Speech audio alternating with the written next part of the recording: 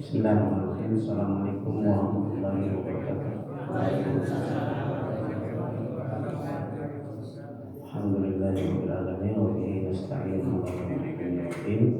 Wassalatu wassalamu ala Rasulillah amma ba'd. Jamaah Jumat, jamaah subuh yang dimuliakan Allah Subhanahu wa taala.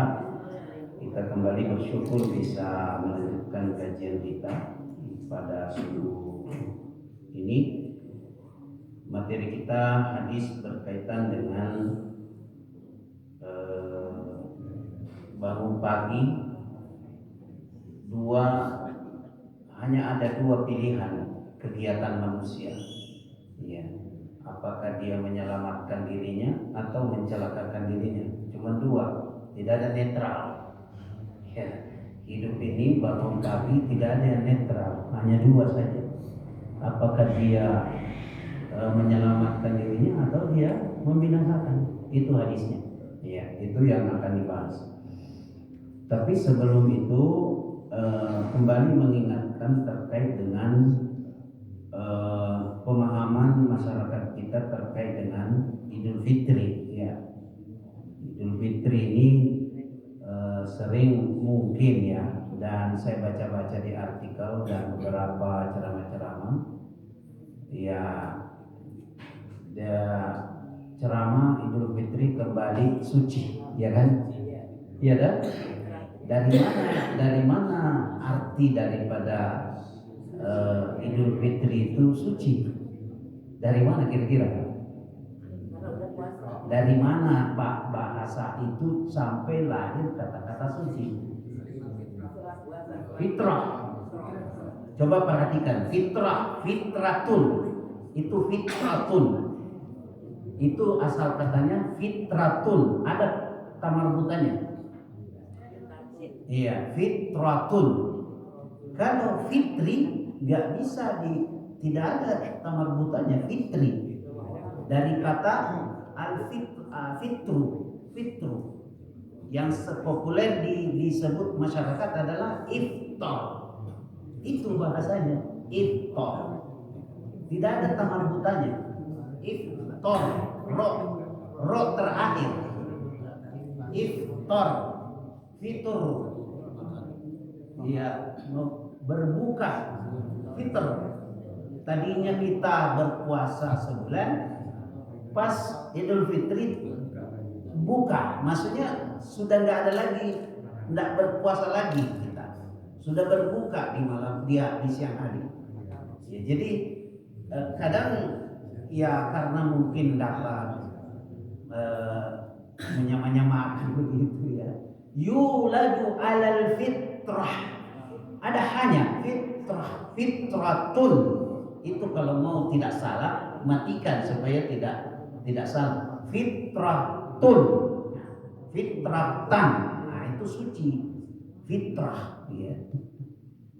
Jadi makanya disebut ya, kalau dalil-dalil yang panjang ya tentu banyak ya. Definisi tentang fitr itu dari hadis Nabi, bukan manusia kita yang buat. Hadis-hadis Nabi yang menjelaskan bahwa Idul Fitri adalah hari makan-makan, hari berbuka. Ya. Ya, jadi yang paling populer kan iftar ya. Iftar itu berbuka. Ya. Jadi hari Aid itu berulang. Jadi hari di mana orang kembali lagi untuk berbuka. Jadi ini yang harus dipahami, jangan sampai saya sering isi pengajian terus masih dipahami masyarakat kita bahwa Idul Fitri adalah kembali suci. Ya, jangan kita menyalahartikan gitu ya. Dalil jelas dalilnya. Iya. Jadi kullu mauludin yuladu 'alal fitrahtun. Gitu. Ya. Iftiru yauma tuftarun, itu dalil jelas. Turun iftar, berbukalah di hari di mana orang makan-makan gitu. Nah ini yang perlu kita akhirnya membahaslah tentang suci ya, suci dari seperti bayi yang lahir karena sudah Ramadan ya. Ini kan sudah pondasinya sudah salah ya, salah paham ya. Itu saja sedikit meluruskan dan mengingatkan kita bahwa perlu belajar ya. Jangan kita setiap ada penceramah terus kita dengar ya dari mana sampai sampai ada pemahaman begitu menyamakan ya. Tapi jemaah yang dimuliakan Allah Subhanahu wa taala, untuk hari ini insyaallah kita bahas materi yang berkaitan dengan dalil yang menjelaskan tentang kehidupan manusia di setiap hari ya. Rasulullah Shallallahu Alaihi Wasallam bersabda, An Abi Malikin Al-Ash'ari radhiyallahu anhu qala Rasulullah Shallallahu Alaihi Wasallam, kullun nasi yaghdu ya, kullun nasi yaghdu faba'i'u nafsahu waba'i'u nafsah atau nafsahu famu'tiquha au maubiquha. Setiap sahih Muslim ya, setiap manusia berangkat pagi hari lalu ia menjual dirinya. Jadi manusia itu kalau keluar di setiap hari menjual dirinya. Kata Nabi, menjual dirinya. Dua cara menjual diri. Pertama, ada yang menyelamatkan dirinya atau membebaskan dirinya. Dan yang kedua, ada yang membinasakan. Ya, tidak ada netral, tidak ada netral. Yang ada cuma dua setiap hari. Ya, imma dia menyelamatkan dirinya atau dia mencelakakan atau membinasakan diri. Ini hadis sahih. Syarahnya ya, penjelasan maksudnya syarahnya. Penjelasan pertama, setiap manusia berangkat di pagi hari, maknanya setiap hari manusia beraktivitas. Setiap manusia memulai aktivitasnya. Memulai aktivitas ini sebenarnya hakikatnya menuju akhirat. Ya, coba Bapak lihat di tol, ya kalau ada yang biasa berkendara di tol, naik mobil, itu kan manusia lomba-lomba terus di tol kan? Iya, itu dia mengendara itu mau ke akhirat sebenarnya, mau ke akhirat. Tujuannya itu ada yang buru-buru, ada yang tidak. Pada hakikatnya dia menuju ke sana. Iya, ada yang balap, ada yang pelan, ada yang nggak mau pokoknya macam-macam lah perjalanan manusia itu. Iya, dia menuju akhirat sesungguhnya. Iya. Dan manusia tidak ada yang diam, semuanya bergerak. Iya, semua bergerak. Dengan apa? Dengan amalnya. Ya, dengan amalnya. Nah, ulama menjelaskan ayat hadis ini yang berkaitan dengan transaksi dengan Allah. Setiap hari kita transaksi dengan Allah, ya. Jadi ada transaksi baru setiap hari, ya, dengan Allah. Menjual, jadi kata-kata menjual, ya, perdagangan. Ya. Di dalam Al-Quran kita sudah sering dengarkan. Jelas-jelas Allah bilang itu membeli, perniagaan, ya. Allah membeli, ya, jiwa orang beriman. Innallaha ishtara, membeli. Jadi ada kata membeli. Allah membeli minal mu'minina, di antara orang beriman, anfusahum, jiwanya, wa amwalahum, dan hartanya, bi anna lahumul jannah. Tuh, jadi transaksi membeli jiwanya dengan surga. Ya, siapa itu yang mengaji? Ya, yang mengaji, taklim, ya. Transaksi itu. Ya. Jadi pagi hari dimulai dengan transaksi dengan Allah. Masya Allah. Kalau bisa setiap subuh pengajian kan enak juga itu, karena transaksi dengan Allah. Apalagi kalau pensiunan kan tidak ada kegiatan setelah subuh. Iya kan? Tidak ada lagi. Ibaratnya tamasya, kalau dalam bahasa ini tamasya ke surga. Ya, tamasya ke surga itu, taman-taman surga itu, ya itu majelis ilmu. Ya. Itu kan sudah transaksi Allah, jelas dalam Quran. Innallaha, sesungguhnya Allah membeli jiwa. Jadi tidak usah pusing. Yang mana dilakukan supaya kita transaksi Allah dengan jual beli itu, dengan menyelamatkan diri dan membinasakan diri, sudah jelas. Ya. Faman zuhziha 'anil nari faqad faz. Ya, wa udkhil jannah faqad faz. Kemenangan manusia itu hakikatnya ketika dia diselamatkan dari surga, dari api neraka, dan dimasukkan ke dalam surga.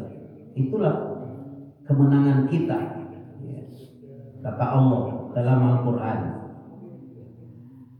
Nah, kita lihat baba'i'u nafsa.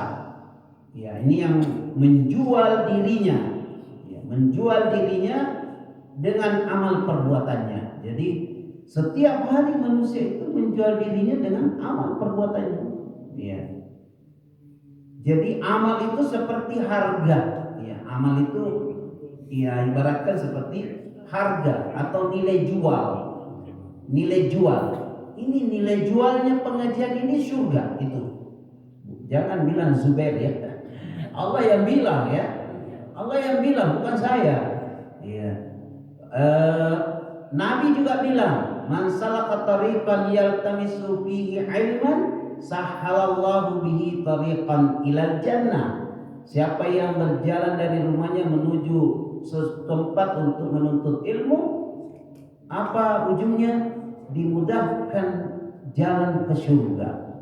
Itu Allah bilang, Nabi bilang. Ya. Jadi transaksi ini mahal, ya. Mahal, tidak mudah. Jadi kalau melawan ngantuk ya setelah sholat subuh itu, baik. Kemudian kita ikut ngaji, luar biasa Pak ya. Ini mahal loh akidah Pak. Sebelum saya lanjut lebih dahulu Pak, lebih detail ini jual beli. Ini baru masuk jual beli, belum masuk pada dua tipe manusia ini menjual dirinya, baru jual beli. Ada yang menguntungkan, ada yang merugikan dirinya. Tapi sebelum itu saya khawatir kalau karena sering dibilang guru kita di mengajar, khawatir dibilang guru kita, sementara yang fondasi dan mendasar saya tidak memberikan penjelasan dan mengingatkan terkait dengan bahasa-bahasa yang disampaikan oleh MC atau protokol. Jadi ada buku itu Bapak Ibu yang lahir generasi Pak Harto, yang haji di zamannya Pak Harto. Ada buku itu yang wajib oleh jamaah dipegang, namanya Al-Uthul Ats-Tsalatsa, 3 landasan utama. Itu buku kecil warna kuning putih. Itu dibagikan ke seluruh jamaah tiap tahun. Itu di zamannya Soeharto. Ya. Buku itu judulnya 3 landasan utama. Ya.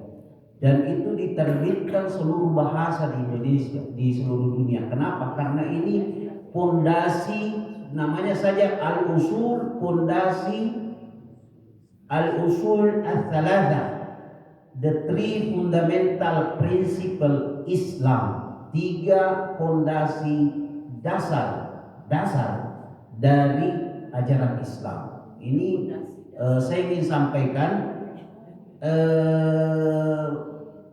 isi buku itu tidak terlalu besar, tidak terlalu tebal, nanti kecil ya.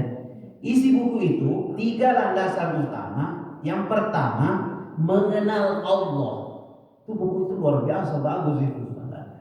Akidah itu, tauhid. Al-usul al-thalatha. Yang pertama, mengenal Allah. Bagaimana cara mengenal Allah? Mengenal Allah lewat ayat Al-Quran dan melihat fenomena alam ya di sekitar kita. Ya, melihat ayat-ayat yang terlihat itu mengenal Allah. Ya, kalau mau mengenal Allah, baca ayatnya, pahami Al-Quran, dan lihatlah yang ada diri kita dan di luar diri kita. Itulah kalau mau kenal Allah. Ya, mengenal Allah. Iya, itu bahasa kerennya ya. Ya, kaunia. Jadi itu lihat, itu penjelasan buku itu. Tapi tentu panjang ya.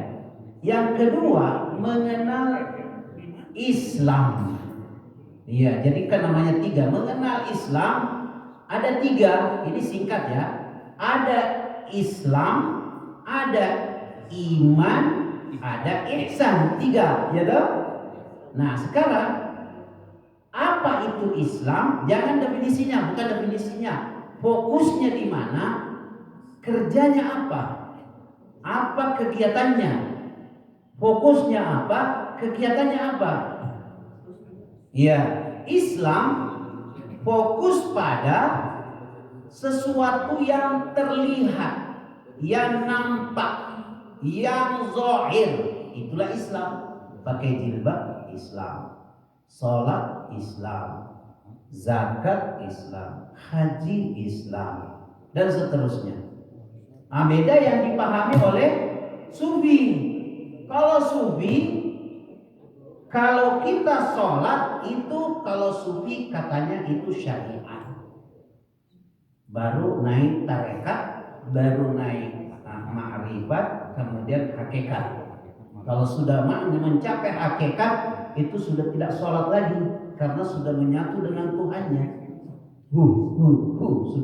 Sudah tidak ada lagi artinya syariat. Tarekat sudah tidak bermakna lagi itu, karena sudah tidak dihitung lagi itu. Kalau pemahaman sudah tidak apalagi namanya ya, sudah tidak itu kulit-kulitnya ya. Istilah kulit-kulitnya itu maksudnya diibaratkan seperti kelapa. Ada kulit, kemudian ada tempurungnya, kemudian ada putih isinya, kemudian ada airnya. Itu kalau level-level pemahaman ya. Kalau Islam, syariat Islam zahir, tidak boleh dihilangkan. Salat, jilbab, zakat, itu semua yang nampak itulah Islam. Ya, cuma hati-hati kalau di Cianjur bagian Cipatat ya, di mana itu, daerah mana itu yang orang non muslim tapi pakai jilbab, karena ya banyak yang murtad ya. Tapi alhamdulillah kami ada tim tiap pekan ke sana untuk mengembalikan akidah anak-anak kita di sana, untuk kembali ya ke agama Islam ya. Jadi ada pembinaan kita di sana rutin. Itu Islam. Nah, pertanyaannya, iman ini wilayah fokusnya di mana? Kalau tadi kan kelihatan, gitu, terlihat, sholat, berjamaah, pakai jilbab, dan seterusnya. Sekarang iman, wilayahnya adalah keyakinan, tidak terlihat, tidak kelihatan. Kenapa ibu ngaji di sini pagi-pagi? Kenapa lebih baik tidur itu istirahat? Oh, ada surga. Nah, kenapa? Saya nggak kelihatan, tapi yakin ada ayat yang menjelaskan. Ya. Jadi wilayahnya atau fokusnya pada keyakinan, iman, ya, keyakinan atau iman. Ya. Wilayah kerjanya apa? Ya, yakin ada malaikat. Di mana Anda malaikat? Ada dalam ayat-ayat Allah, gitu, tapi nggak kelihatan. Kenapa sholat berjamaah di rumah aja? Ada 27 derajat. Mana 27? Nggak kelihatan. Tapi wilayah kerjanya keyakinan.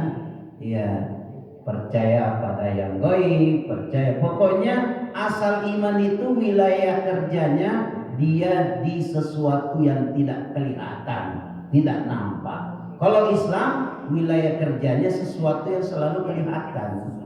Ya. Terakhir, ihsan. Di mana wilayah kerjanya ini? Ihsan. Posisinya dia di mana? Ihsan. Kalau tadi kelihatan, yang kedua tidak terlihat, yang ketiga ihsan di mana fokusnya? Apa? Rasa. Belum. Di mana Pak Dede? Hah? Belum.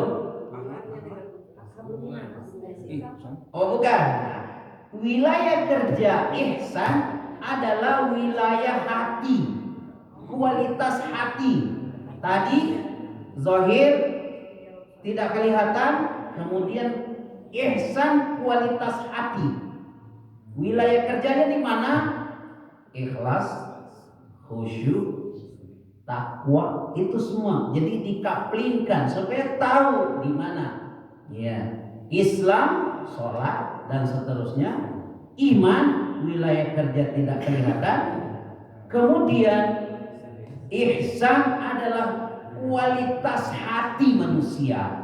Ya, makanya definisinya kan panjang itu ya. Menyembah Allah seolah-olah engkau lihat, dan kalau engkau tidak lihat pasti Allah akan lihat kau. Ya, dan memang pasti kau tidak akan lihat Allah. Ya. Nah, itulah 3 tingkatan itu. Islam, iman, ihsan. Itu dalam Islam. Tapi kalau dalam ilmu sufi atau tasawuf atau filsafat lain lagi. Ya, kalau kita Islam ini yang biasa-biasa aja, normal. Ya. Kalau yang lain kita tidak tahu, karena kan ya pemahaman. Kalau di kampung saya itu, saya berani cerita karena di kampung banyak yang tidak sholat. Saya biasa dibilang, nggak usah Kak, itu kau ini apa namanya ini berbekas sakit ini itu kulitnya itu nggak usah. Tidak, itu Islam tidak begitu. Islam sudah menyatu Tuhannya. Jadi kalau sudah menyatu Tuhannya tidak butuh lagi sholat Pak. Karena apa? Itu sudah ya bagaimana ya tingkatannya. Saya kan tahu persis karena pernah jadi sufi.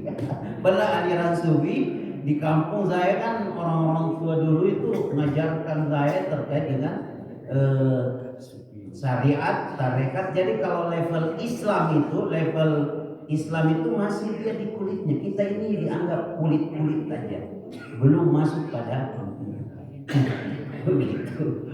Jadi Bapak Ibu, itu perlu dipahami al-usul as-salatah. Ya, 3 landasan utama. Dan yang terakhir adalah mengenal Rasul Allah, yaitu Nabi kita Muhammad SAW. Itu mengenalnya lewat baca sirah nabawiyah. Ya, kenal Rasul. Karena nanti di akhirat pertanyaannya, man nabiyuka, man rabbuka, madinuka. 3 ini. Iya. Tidak mungkin ya bisa menjawab kalau perilakunya di dunia ini lain. Iya. Man rabbuka, ya itu mau jawab man rabbuka jangan kira mudah. Iya, yang menjawab itu tadi amalan setiap hari. Anda menjual diri atau menjual diri dengan membinasakan atau menyelamatkan. Iya, mana mungkin bisa jawab man nabiyuka Nabi Muhammad kalau jarang salawat. Jarang dia menyebut Nabi. Iya, yang disebut ya nabi yang lain. Ya, tidak bisa Pak. Harus salawat, kita salawat supaya nanti kalau kita ditanya di alam kubur, amal kita menjawab. Ya. Itulah yang di pagi hari keluar manusia pada jual dirinya dengan jual beli itu. Jadi banyak berselawat, ya, banyak berselawat. Jumat terutama, ya, karena itu ada sunnahnya. Kita kembali ke materi kita. Jadi saya ulang-ulang ini karena khawatir guru kita Zubair sementara yang basic-basic ini kita enggak. Ini yang penting ini, ya. Ini kalau mau ditulis bukunya tentu tebal, tapi kan diringkas dengan adanya ceramah bisa dipahami. Bukan tidak perlu dibaca, tapi kita sudah tahu, oh isinya itu buku Al-Uthul Thalatha, 3 landasan utama, mengenal Allah, mengenal Islam, mengenal Rasul. Kan, intinya sudah dipegang. Kalau mau baca silakan, ya. Karena buku itu sebenarnya lebih banyak sampah daripada isinya. Kenapa? Karena kalau isinya sangat tipis. Iya, jadi harus dikasih bumbu-bumbu supaya tebal, supaya laku kan gitu. Ya, kecuali kalau isinya itu hadis dan ayat, nah itu. Tapi kalau dicampur dengan bumbu-bumbu, nah itu pada intinya di situ. Ya, mengenal Allah, lihat ayat Al-Quran dan ayat-ayat kauniyahnya, dan mengenal Islam, iman, ihsan. Nanti Bapak Ibu lah kalau mau baca silakan. Pada intinya itu. Kenapa saya ambil ini? Karena ini dulu untuk menyambung pembahasan kita ini yang pertama jual beli. Jual beli tadi ayat hadis itu dimulai dengan jual beli. Jual beli dengan Allah. Nah, di situ terbagi dua.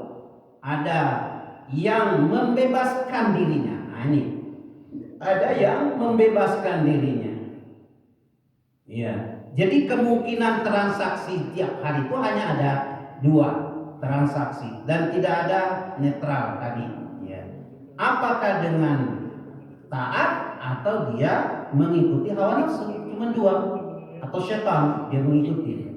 Nah, yang membebaskan atau menyelamatkan dirinya, ya, itulah ya maknanya yang pertama, faman zuhziha 'anil nar faqad faz, ya, wa udkhilal jannah faqad faz.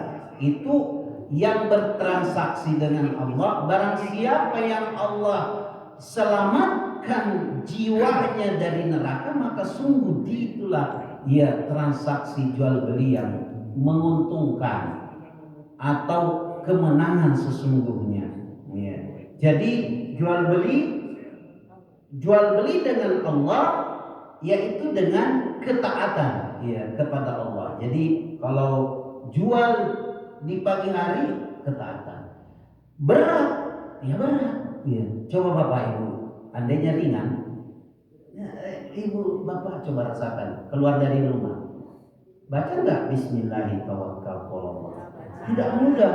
Ya baca Alhamdulillah. Tapi kebanyakan kita karena buru-buru, karena yang diingat kerja, yang diingat mau sampai ke kantor cepat, baca Bismillah sudah mungkin udah mau pakai kaos kaki udah ingat. Pas keluar Allah membuat setan menggoda kita. Terus mana kunci? Mana ini sepatu? Mana ini? Akhirnya sudah buyar, lupa tidak baca Bismillahirrahmanirrahim. Iya, pasrah kepada Allah. Pokoknya kalau sudah keluar dari rumah, iya, pasrah. Allah mau apakan saya terserah. Yang penting saya sudah baca Bismillahirrahmanirrahim.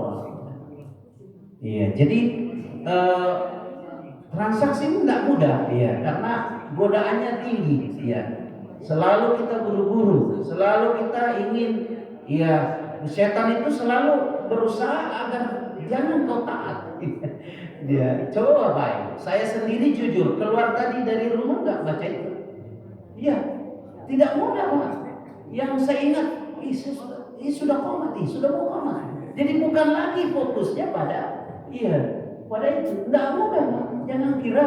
Makanya ulama kita mengatakan setiap helaan nafas itu adalah pertempuran. Jadi dia itu bertempur terus. Iya. Antara yang jual beli dia membinasakan dirinya atau menyelamatkan dirinya. Coba jual beli lihat di mall. Jual beli ini, wah paham bahwa wanita. Jual beli, lihat maksiat. Tidak lihat, Anda menjadi taat. Coba Bapak, mudah nggak? Nggak mudah. Iya. Jual beli itu mahal. Iya. Coba Bapak, tahan. Iya. Karena kenapa itu zuyyina linnasi? Karena memang manusia dijadikan cinta pada wanita. Wanita cinta. Tapi cintanya jangan disalahgunakan. Tidak gampang itu, Pak. Jual beli ini tidak gampang. Mahal. Iya. Jangan kira murah. Saya sendiri kalau ke mall ya, saya jujur aja Pak. Karena menahan datang lagi. Iya. Kedua, tiga kali kita sudah menyelamatkan. Alhamdulillah sudah selamat. Lewat lagi. Jadi kira gampang Mbak. Iya. Jadi makanya jemaah yang di belakang Allah Subhanahu wa taala selalu kita berlindung kepada Allah. Iya. Berlindung kepada diselamatkan. Iya. Nah, ini jual beli yang pertama ada yang membebaskan dirinya ya dengan apa ya? Membebaskan dirinya dari dosa, dari dari azab neraka ya dan lain-lainnya. Dia menjauhkan dirinya dari situ. Ya. Kemudian apa yang dilakukan? Iman, taat, amal soleh. Jadi ya menyelamatkan diri jual beli ini. Ya. Nah, ini jemaah yang dimuliakan Allah Subhanahu wa taala, penjelasan ulama kita terkait dengan hadis ini. Kemudian tadi membinasakan dirinya. Kalau yang menyelamatkan dirinya yaitu taat, ya ibadah, terutama kalau keluar dari rumah ya baca doa ya. Kalau saya sih mendidik mahasiswa itu Pak ya, saya bilang tidak apa-apa terlambat kuliah, yang penting jangan buru-buru ya, karena syaitan itu sifatnya ya buru-buru. Kalau buru-buru sudah tidak salim sama orang tua, sudah tidak izin, saya buru-buru mah, sudah mau masuk kuliah, tidak usah ya. Kalau terlambat karena Anda berbuat baik ya, dan seterusnya tidak mengapa, daripada Anda buru-buru. Pertama, keselamatan Anda di jalan ya. Kadang orang memburu 5 menit 10 menit ya kecelakaan, banyak risikonya kalau kita selalu buru-buru ya. Dan itu tipe manusia ya. Jadi ini pendidikan akhlak ya. Jadi jangan kita terlalu mengejar tepat waktu tapi melalaikan yang lain ya. Nah, ini jemaah di belakang Allah. Kemudian membinasakan dirinya itu atau menghancurkan dirinya yaitu syirik, maksiat ya dan seterusnya. Ya. Ya, jadi itu untuk menyelamatkan diri atau membinasakan dirinya itu yaitu banyak melaksanakan maksiat ya. Ada kisah menarik Bapak Ibu. Kisah di buku Al-Amalu bil Khawatim. Al-Amalu bil Khawatim adalah orang-orang yang di akhir hidupnya itu mendapatkan husnul khotimah. Dua pemuda di Saudi, dia kaya raya dan sudah hidupnya sudah glamor. Kemudian dua pemuda ini bercita-cita keluar untuk bermaksiat karena sudah bermaksiat. Berniat untuk bermaksiat karena ya namanya sudah kehidupan yang serba ada ya, mau kemana aja bisa kan ya, mau menikmati rasa-rasa yang di luar lah ya. Pemuda ini kemudian berangkat, pamitlah kepada keluarganya dan tetangganya mau berangkat. Kemudian tiba di bandara, ketemu seorang ulama. Dia mengatakan begini, wahai pemuda, mau kemana? Ya, katanya mau pergi ke negeri sana. Ya, dia nggak bilang mau bermaksiat, tapi artinya sudah ada di situ mau pergi bermaksiat. Ini menjual dirinya ya.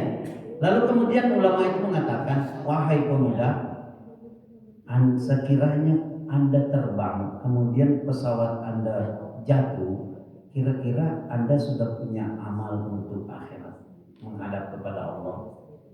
Dengan nasihat singkat itu, ini dua pemuda tiba-tiba dapat hidayah. Ya, jadi Allah nasihat itu jangan dipandang remeh. Akhirnya pemuda ini kemudian mengatakan, bagaimana mungkin saya mau pulang kembali sementara saya sudah pamit dan sudah diketahui oleh ya orang tua dan keluarga kami mau pergi, malu katanya. Apakah ada solusi? Syekh bilang itu, Anda pergi ke tempat ini, kalau saya ibaratkan pergi ke Masjid Al-Hidayah hari Ahad pagi, subuh ada pengajian. Itu bahasanya Syekh. Ya dah, bahasanya begitu. Disuruh pergi ke sebuah tempat, kemudian di mana orang itu ada mengaji. Pemuda ini pergi ke situ. Ya, dua pemuda ini pergi, lalu kemudian bawa mobil. Ya, bawa mobil dia pergi ke tempat pengajian itu. Di tengah jalan, dia sambil karena dia sudah dapat hidayah, berzikir terus bawa mobil. Kalau di Saudi kan kecepatan tinggi ya, bukan kayak di sini kita naik mobil. Di tengah persimpangan jalan sambil berzikir dia tabrakan dua pemuda, meninggal. Tadinya itu kan diprediksi bayangannya meninggal di pesawat ya, kan ada tak bekal Anda ketika di pesawat menghadap kepada Allah. Tapi karena dapat hidayah, sejenak saja dia dapatkan nasihat, kemudian berbalik haluan, akhirnya akhir hidupnya ditutup dengan husnul khotimah.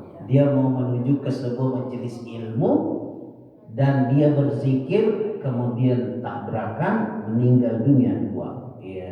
Jadi ini jual beli Pak. Yang tadinya dia menjual dirinya dengan maksiat, tapi karena mendapat hidayah, berbalik Allah memberikan hidayah, kemudian dia meninggal dalam keadaan husnul khotimah. Ya. Pelajaran kisah ini bukunya masih ada Pak ya. Judul bukunya itu Al-Amalu bil Khawatim, bahasa Arab ya, diterjemahkan. Itu luar biasa nasihatnya Bapak Ibu, betapa manusia itu tidak ada yang menentukan ya, kecuali hanya Allah yang tentukan ya, di mana dia meninggal dan keadaan bagaimana ya. Jadi pelajaran bahwa kalau kita naik mobil, kalau bisa berzikirlah ya, karena kita tidak tahu di jalan juga ini ya, kalau bisa kita melakukan zikir ya, supaya kita kalau terjadi apa-apa, mudah-mudahan ya kita meninggal dalam keadaan husnul khotimah. Makanya saya kalau mengisi pengajian Pak di bank, saya kadang bilang, saya cuma mikirnya di akhir hidup manusia. Saya nggak lihatnya sekarang ya, lihat akhir daripada kehidupan. Kita tidak bisa menghukumi orang yang kerja ya, mungkin dibilang riba, tapi kan di akhir hidup orang kita tidak tahu. Tugas kita penceramah hanya memberi semangat saudara kita, ya, memberikan semangat ya, untuk bagaimana kembali kepada Allah ya, dan di akhir hidupnya mendapatkan husnul khotimah ya. Yaitu Bapak Ibu yang dimuliakan Allah Subhanahu wa taala. Terakhir penjelasan dari ulama kita terkait dengan ayat hadis ini.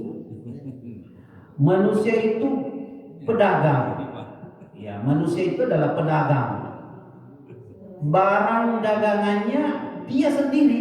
Barang dagangan itu kita sendiri. Ya.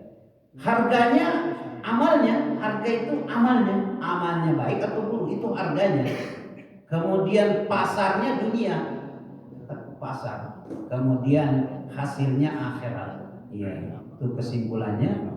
Pasar ya dunia. Ya, itu pasar kita. Tiap hari terus menjelajahi pasar.